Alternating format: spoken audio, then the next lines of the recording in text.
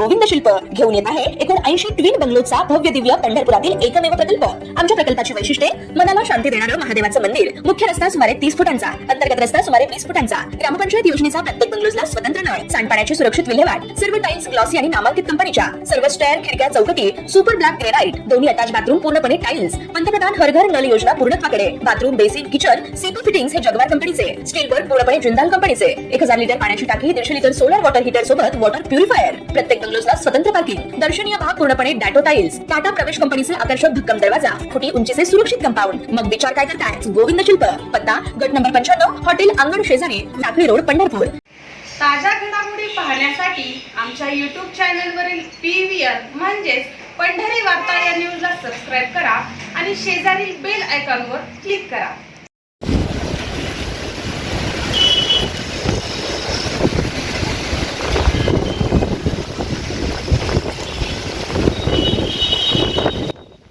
हवामान विभागाने याही वर्षी मान्सून वेळेपूर्वीच दाखल होईल आणि याही वर्षी सरासरीपेक्षा जास्त पाऊस राहील असा अंदाज वर्तवला होता।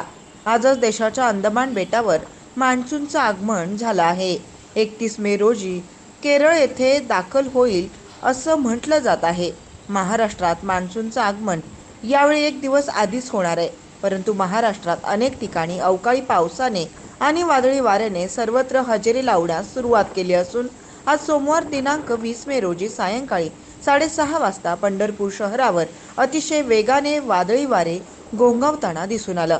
याचबरोबर विजांचा कडकडाट देखील पाहायला मिळाला। यानंतर अवकाळी पावसाच्या जोरदार सरी बरसण्यास सुरुवात झाली असून वादळी वाऱ्यामुळे उठलेले धुळीचे लोट खाली बसू लागले आहेत। आज दिवसभर उकाडा जाणवत होता।